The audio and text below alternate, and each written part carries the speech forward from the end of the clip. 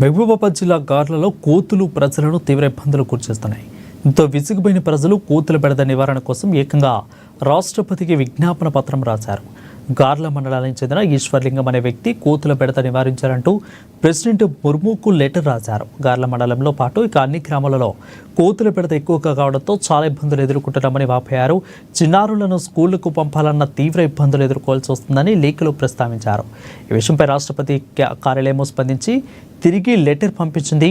నివారణ చర్యలు తీసుకుంటామని అక్కడ అధికారులకు తెలియజేస్తామని లెటర్ పంపడంతో సంతోషం వ్యక్తం చేశారు ఈశ్వరలింగం.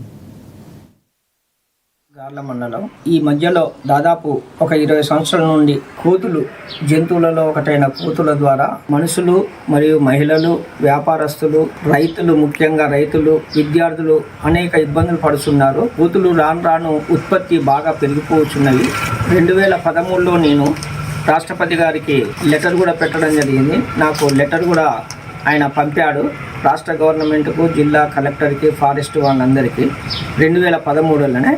అయినా ఎలాంటి మార్పు జరగలేదు.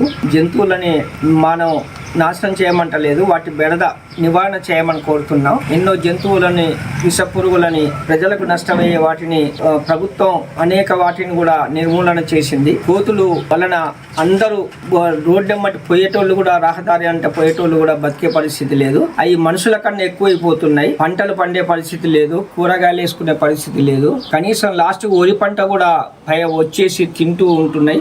ఆ విధంగా అనేక నష్టాలు గవర్నమెంట్ కూడా అవుతున్నాయి, ప్రజలు కూడా రెవెన్యూ కూడా పడిపోతుంది. కాబట్టి దీన్ని గవర్నమెంట్, ప్రభుత్వం ఆలోచించి వెంటనే దీన్ని ప్రత్యేక బడ్జెట్ పెట్టి కోతులను నిర్మూలన చేయాలని, ప్రజలను కాపాడాలని.